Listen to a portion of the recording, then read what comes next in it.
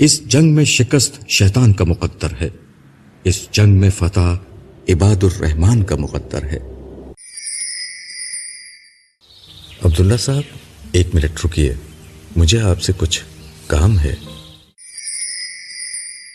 میں نے آج کے سیشن میں آپ کی تقریر سنی تھی۔ آپ تقریر کے بعد یہاں ہوٹل کی لابی میں آ گئے تو میں بھی آپ کے پیچھے چلا آیا۔ ہوا بالکل بند تھی، چاروں طرف ایک ہولناک سناٹا طاری تھا۔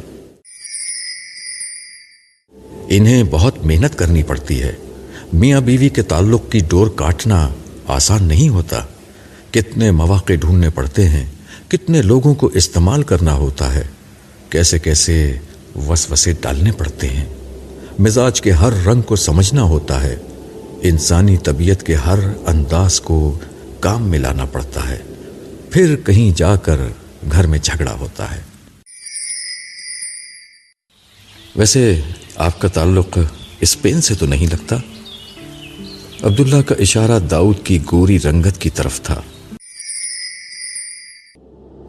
مجلس میں پراسرار سناٹا چھایا ہوا تھا، ہر دل میں خوف، رعب اور دبدبے کی کیفیت طاری تھی۔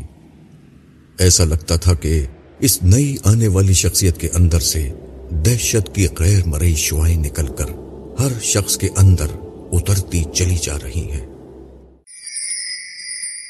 عبداللہ اور داؤد قصر الحمرا کے مختلف حصوں کو دیکھتے ہوئے آگے بڑھ رہے تھے، تاہم داؤد کا دھیان تو عبداللہ کی باتوں میں اٹکا ہوا تھا۔ آپ نے کتنا بڑا کام کر دیا ہے، تھینک یو حمزہ، آپ کتنے اچھے ہیں، آپ نے مجھ پر بڑا احسان کیا ہے۔ یہ وہی عبداللہ ہے جو کچھ دیر قبل انسان اور شیطان کی جنگ پر گفتگو کر رہا تھا۔ سارا اپنی داستان غم سنا رہی تھی اور نائمہ اسے خاموشی سے سن رہی تھی۔ آخر میں اس نے اپنا سوال پھر دہرایا، اب آپ ہی بتائیے میں کیا کروں؟ تم بھول گئے داؤد کہ تھوڑی دیر قبل میں نے کیا کہا تھا؟ خارج میں تبدیلی لانا ہمارا کام نہیں، ہم اس بساط کے ادنا مہرے ہیں۔ اللہ کے اس حقیر مہرے نے شیطان کے خلاف ایک چال چلی ہے، اللہ چاہے گا تو مؤثر ہو جائے گی، ورنہ نہیں۔ ہیلو، کیسی ہیں امی؟ تمہاری بلا سے میں کیسی ہوں؟ تم نے تو پلٹ کر پوچھا ہی نہیں کہ میں زندہ ہوں یا مر گئی۔ تم جانتے ہو داؤد کہ اللہ تعالیٰ 2 طریقوں سے انسانوں سے گفتگو کرتے ہیں۔ ایک طریقہ تو مجھے معلوم ہے کہ وہ وحی بھیج کر نبیوں کے ذریعے سے کلام کرتے ہیں۔ دوسرا طریقہ کیا ہے؟ دوسرا طریقہ یہ ہے کہ وہ کائنات میں اپنی نشانیاں بکھیرتے ہیں، قوموں اور انسانوں کے حالات میں عبرت کے نشان چھوڑتے ہیں۔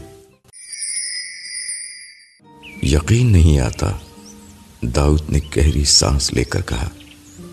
اللہ تعالیٰ اس طرح آج بھی انسانوں کے ساتھ زندہ معاملات کر رہے ہیں۔ بھائی، آج کل آپ کہاں غائب رہتے ہیں؟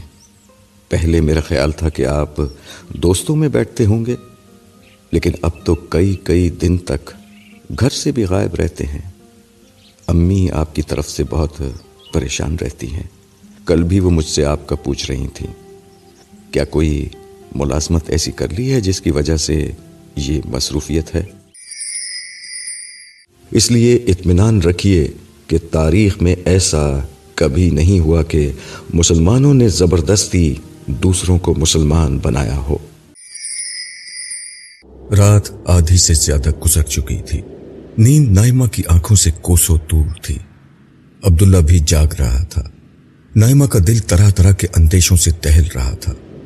داؤد کی موت نے اس کو دہلا کر رکھ دیا تھا۔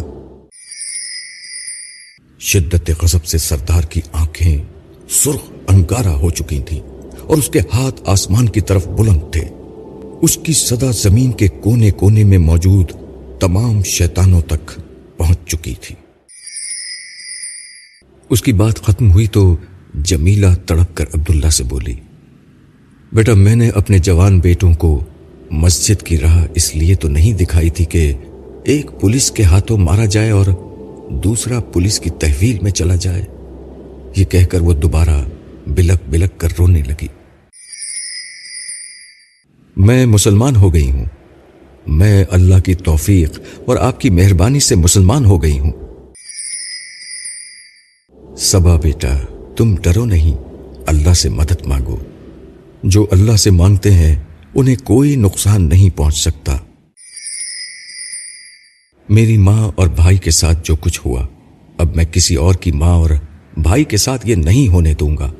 میں شیطان کو بتا دوں گا کہ یہ میدان جنگ اسے خالی نہیں ملے گا، میں اپنی موت تک شیطان سے جنگ کروں گا۔